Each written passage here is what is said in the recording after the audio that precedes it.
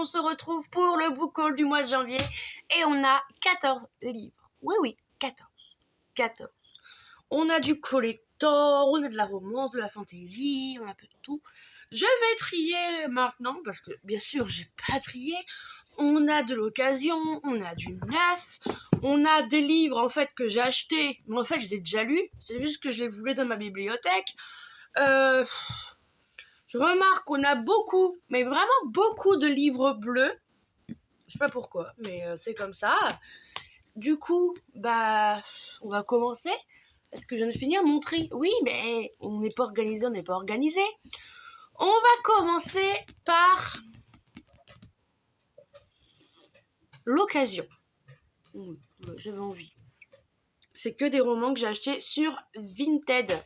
Sur Vinted, du coup, j'ai acheté La vie ne tient qu'à un fil de Valentine Lalande, publié chez Hugo Poche dans leur collection New Way, du coup pour les young adultes. Vous voyez la ring light dans mes lunettes, je suis désolée mais j'ai pas le choix. On est sur une romance MM, donc entre deux hommes. Je ne sais pas de quoi ça parle. En fait, je l'ai acheté parce que c'est Valentine Lalande, l'auteur de Si belle, si belle ou encore L'indifférence de l'eau qui dort, que j'avais eu un coup de cœur pour les deux. Du coup, vu que la personne a vendu un autre livre que je voulais absolument, je me dis je vais craquer aussi pour celui-là. Je vais vous le présenter juste après. Je vais vous lire le résumé, je sais pas de quoi ça parle. Théo n'a aucune raison pour être si mal dans sa peau. Une famille aimante, peu d'amis, mais des vrais. Quelques filles qui lui courent après. Rien ne laisse imaginer qu'un tsunami de pensées sombres lui inonde le crâne jusqu'à l'engloutir tout entier. Pourtant, au fond de lui, là où l'âme prend sa source, il souffre. Mais quand il croise le regard de Pamphile, alors là c'est un prénom que j'ai jamais entendu de ma vie, mais Pamphile, son monde est renversé. Ce nouvel élève a pourtant une vie bien plus bancale que la sienne. Le soutien sans faille de Pamphile arrivera-t-il à panser les blessures de Théo? L'amour peut-il réellement sauver lorsque la vie ne tient qu'à un fil? Voilà. Ça a l'air incroyable. Incroyable. Et du coup, je l'ai acheté parce que la personne avait surtout Cher-Ella de Rebecca Yarros, que j'avais lu à la médiathèque. J'avais pleuré, mais pleuré. Et du coup, je me suis dit, je le veux. Du coup, je l'ai pris. Je l'ai acheté. Et voilà. Donc, tous ceux qui vont découvrir Rebecca Yarros avec Force Wings, moi, je l'ai découvert avec Cher-Ella. C'est dans les collections non. Je l'avais dit pendant un live, on m'avait demandé, et c'est Jean-Claude Lattès dans la collection Et moi, là vous l'avez là. Honnêtement, j'essaierai de vous trouver un lien, mais normalement il est plus disponible en neuf. Vraiment, il est plus du tout disponible, c'est une vieille édition. Mais en fait, dans cette histoire, on suit une jeune femme qui a 2 enfants. Je crois que c'est des jumeaux, hein. Je sais plus. Mais c'est une jeune mère, 2 enfants. Et du coup, je sais qu'il y a sa petite fille, elle a été malheureusement, on lui a diagnostiqué un cancer. Et le père, lui, il est en mission en Irak, au Moyen-Orient, je crois. Je vais vous lire le résumé parce que ça fait très longtemps que j'ai lu.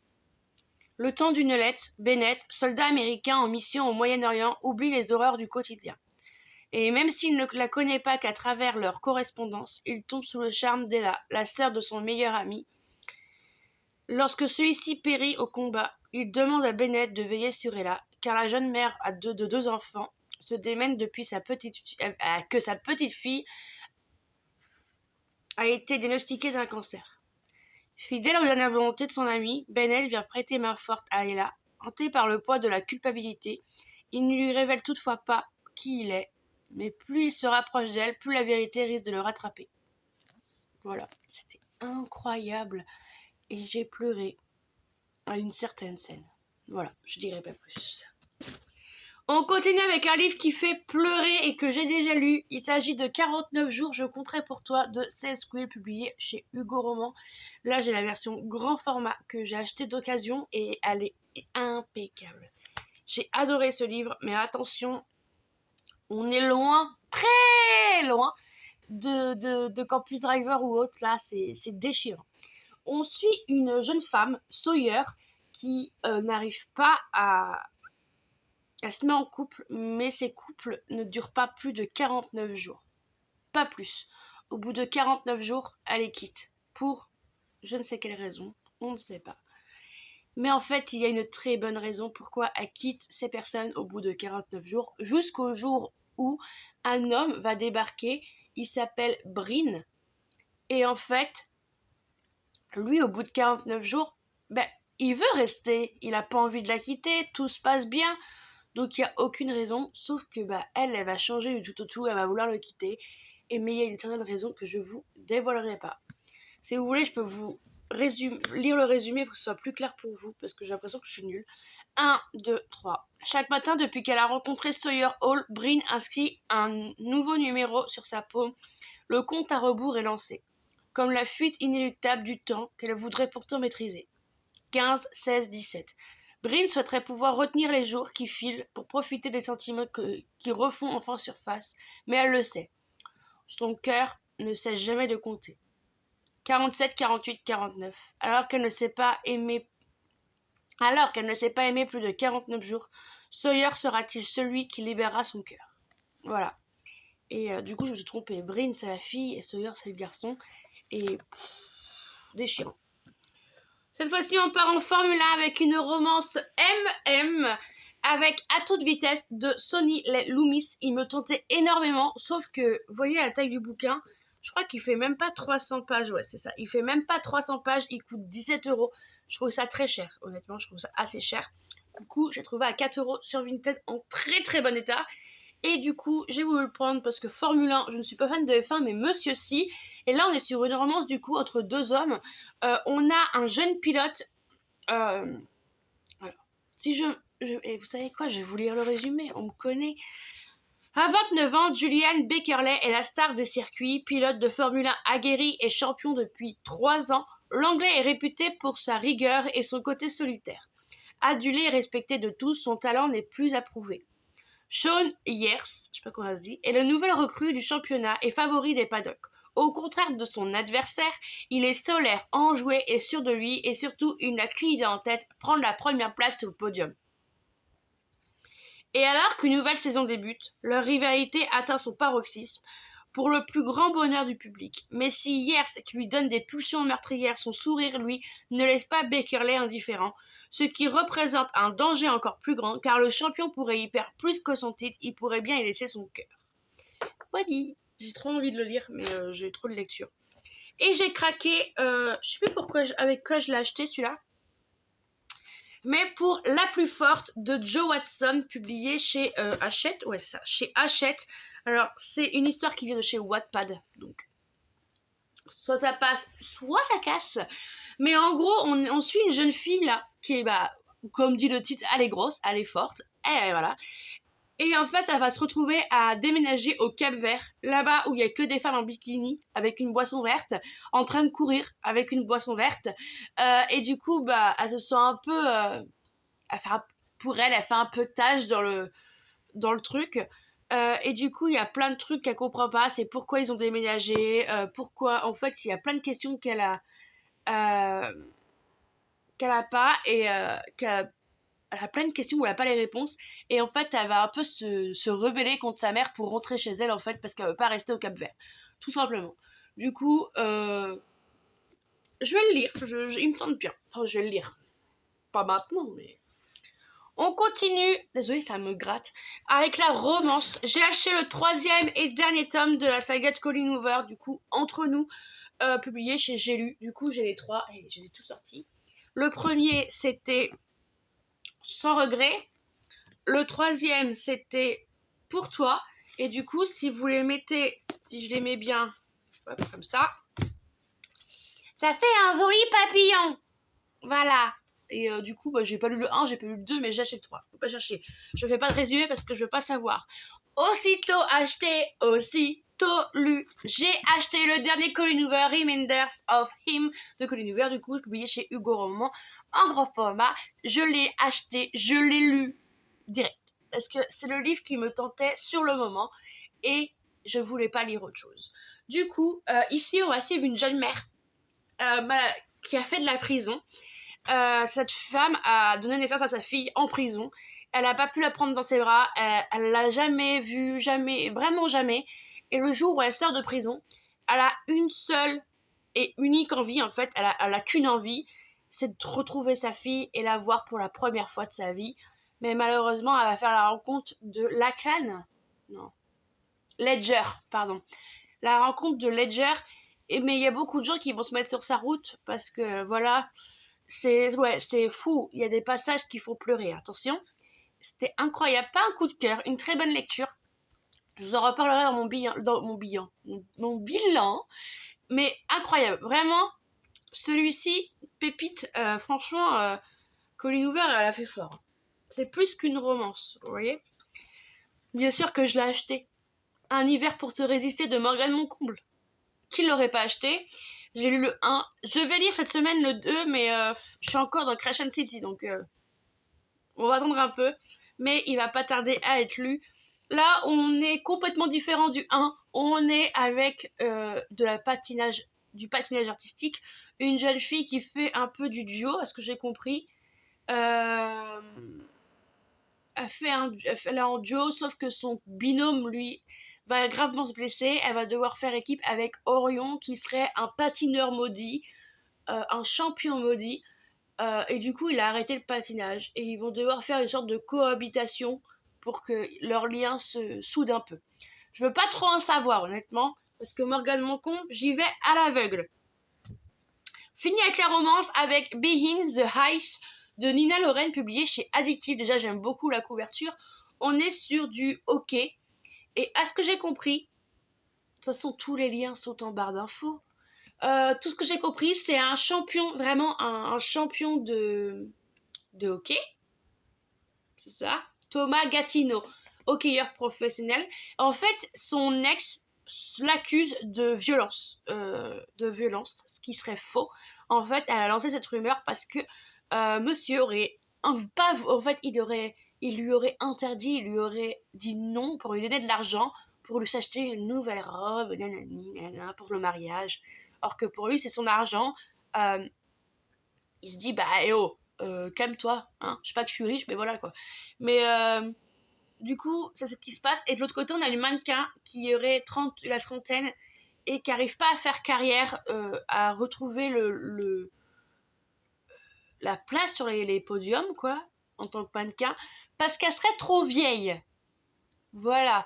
Du coup, les deux agents des deux protagonistes vont avoir l'idée de faire un faux couple pour faire genre, pour redorer l'image, on va dire.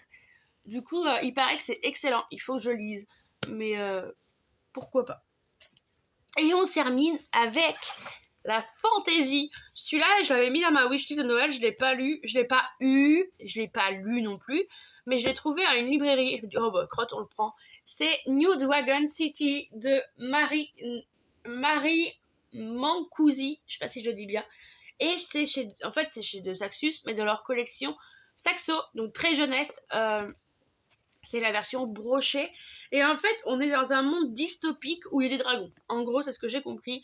Je vais vous lire le résumé, ce sera beaucoup plus simple. Dragons et humains ont un seul point commun, l'ennemi c'est l'autre. C'est bête. C'est bête. Personne n'aurait pu prédire l'apocalypse, mais les dragons sont arrivés et ont détruit le monde tel que nous le connaissons. Pour se protéger de ces terribles créatures, Noah et son père doivent se réfugier dans l'ancien métro de New Dragon City. En fait, il y a écrit New York Dragon City. Où ils tentent de s'adapter à cette nouvelle et dure réalité. L'hiver est le seul moment de répit car pendant que les monstres hibernent, les humains peuvent retourner à l'air libre sans crainte. Mais cette année, l'ennemi se réveille plus tôt que prévu et Noah se retrouve bloqué à la surface sans possibilité de rejoindre les siens. Une rencontre fortuite avec une jeune dragonne va toutefois l'emmener à remettre en question tout ce qu'il sait de ces créatures et de l'humanité. Ça a l'air trop bien. J'avais pas prévu de l'acheter, mais j'ai vu la beauté du livre et je me dis, oh, toi, t'es jolie, tu vas venir avec moi. Nanani, nanana. Il s'agit de God Killer de Anna Kenner, publié chez De Saxus. J'ai pris la version volie avec un très beau jaspage. Je vais vous montrer là en dessous. Alors là, on a l'illustration à l'intérieur. Bim. une belle carte derrière la jaquette. Et on a le relié qui est trop beau. Trop beau. Dans cette histoire, c'est simple. On va suivre une jeune femme qui n'aime pas spécialement les dieux. Elle s'appelle Thyssen. Et une décéide, en gros, c'est une tueuse de dieux. Elle a qu'une seule et unique envie est de tuer un dieu parce que un certain dieu aurait tué sa famille. Tout simplement. Et un jour, elle va tomber sur un dieu amnésique. Elle se dit, Banco, c'est parfait, lui je peux le tuer, il ne se souviendra pas de moi. On va dire il sera mort, donc il risque pas de s'en souvenir. Sauf qu'elle ne veut pas le tuer. Pour la simple et bonne raison que ce dieu est lié à une petite fille. Donc si elle tue le dieu, elle tue la petite fille, sauf que la petite fille, elle est pour rien. Donc, voilà. C'est tout ce que j'en sais, je pense avoir plus. J'ai eu un immense coup de cœur, limite c'est même mon favori de 2023, Le Pont des Tempêtes ou La Reine Traîtresse de Daniel L. Jensen. Donc, je ne pouvais pas passer à côté de la nouvelle sortie de l'auteur qui est Dark Shore, publié cette fois chez Big Bang, car c'est un young adulte. Regardez-moi comme il est beau. Il n'y a pas de jaspage, mais je sais pas si... Ah si, là vous allez voir. C'est un effet grimoire. Vous voyez par exemple... des jaspages. Je vais prendre celui-là. C'est fin, alors que là vous avez des petites bosses. Donc c'est un effet grimoire, un peu comme Sorcery of Thorns. Là on est sur une fantasy young adult mais marine, car on a des marins. Voilà, c'est un peuple, c'est les gardiens des secrets de la mer. Sauf qu'en fait nous sommes dans un univers où l'ouest ne doit pas rencontrer l'est. Je ne sais pas pourquoi. Je vais vous lire le résumé parce que je suis nulle. Dans un monde divisé par les dieux, capricieux et les océans redoutables, seuls les marins sont en mesure de traverser la mer sans fin. La règle d'or, l'Est ne doit pas connaître l'Ouest. Tariana est une marin, et son peuple est le gardien des secrets de la mer. Pour sauver sa meilleure amie d'un mariage forcé, elle brise la loi sacrée des siens et doit faire face aux conséquences dévastatrices de son choix. Marcus est le commandant d'une célèbre légion qui a permis à l'empire de Selendor de conquérir tous les territoires de l'Est. Les légionnaires sont ses frères, mais même eux ne savent rien de la terrible vérité qu'il dissimule depuis son enfance. Quand l'un des sénateurs de l'Empire découvre l'existence des sombres rivages, il capture Tariana et force Marcus et elle à partir à la conquête de ce nouveau continent. Unis malgré eux pour partager les leurs, ils doivent désormais décider jusqu'où ils sont prêts à aller et ce qu'ils sont prêts à sacrifier.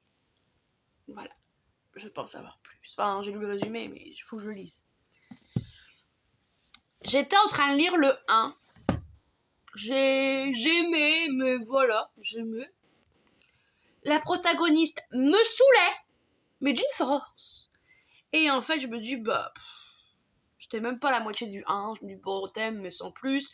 Mais achète quand même le 2, parce que si tu veux le collector, faut que tu l'achètes.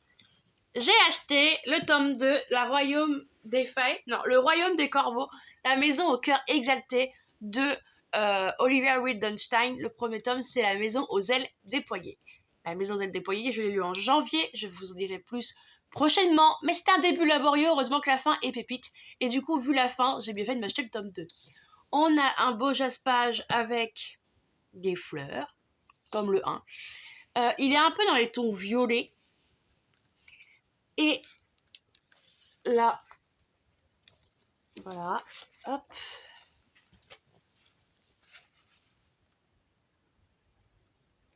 Il est beau, hein. Et on a une illustration, mais je peux pas trop vous la montrer si je peux pas vous spoiler. Tout simplement.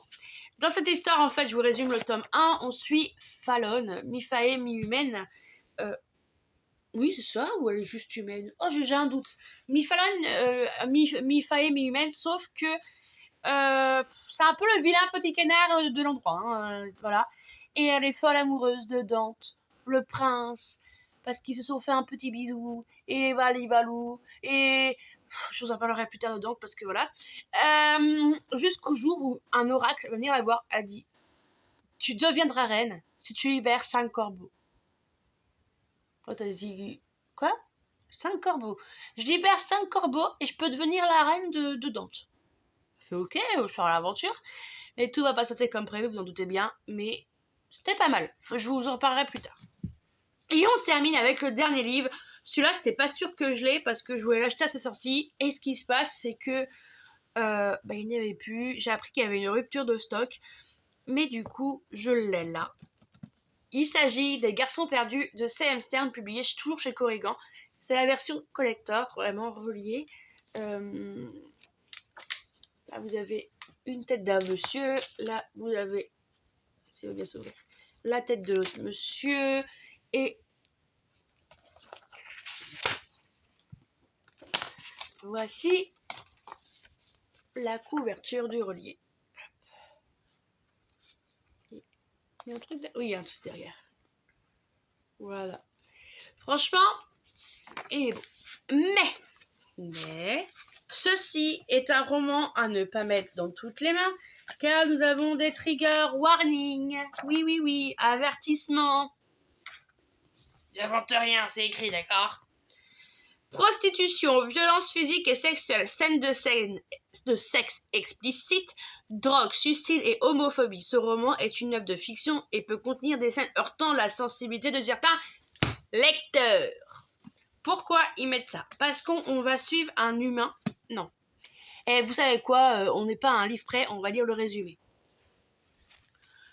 Dans le village où il est né, Jacques n'a jamais trouvé sa place. Sa beauté inhabituelle et une véritable malédiction, suscitant moquerie et jalousie, le jeune homme n'a pas d'autre alternative que de s'enfuir à Londres où l'attend sa vie de misère. Pour survivre, il est contraint de vendre ses charmes dans les bas-fonds. En gros, il se prostitue. En gros.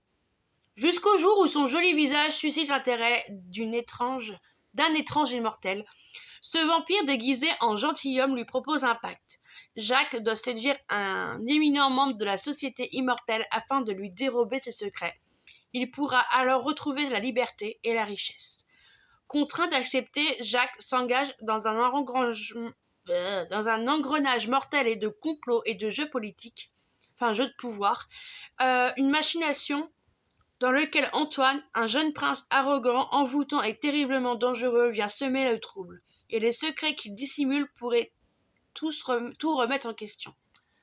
Voilà. Il y en a qui l'ont lu, ils ont dit que c'était quand même assez sombre. Donc vraiment pas mettre dans toutes les mains. Moi je vais essayer, puis je verrai bien.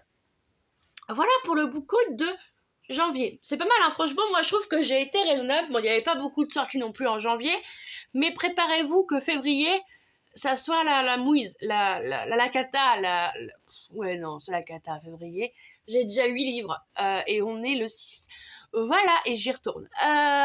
Sur ce, je vous laisse là pour cette vidéo. Je vous donne rendez-vous samedi pour un nouveau reading vlog. N'hésitez pas à mettre un j'aime, un commentaire, à vous abonner, ça fait plaisir, c'est gratuit. À activer la cloche pour avoir les notifications des nouvelles vidéos, à partager si vous le souhaitez. Et sur ce, je vous donne rendez-vous à la prochaine fois. Une belle semaine de lecture. Bye bye!